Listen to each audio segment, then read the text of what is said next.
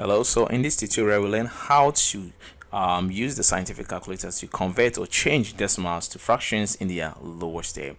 That is pretty simple because the scientific calculator always presents answers in fractions in their lowest term. So all that we have to do is to type the decimal on the calculator and we have the fraction in its lowest term. Before we start, if today is your first time on my students class channel, don't forget to subscribe and click the notification button so that you'll be promptly informed anytime we upload a new video.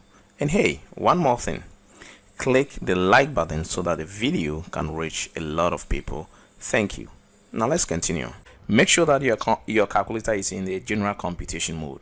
Make sure you have the D and the math, or D, you could as well have M here, which means that there are some values in memory. That is not a problem, but make sure that you have the D and the math over there.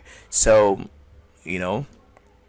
if you have the D and the math over there, you just start by typing what you have here. So we have to express 0.275 as a fraction in its lowest term. So you press 0.275. That's all. Then you press on the equal sign. So the correct answer is 11 out of 40. And if you look at the options, is the option D, 11 out of 40. And one thing is that you could have as well typed just 0.275. there is no need to even type the 0, and if you press on the equal sign you still have 11 out of 40. So this is how easy you can use the scientific calculator to solve objective questions here.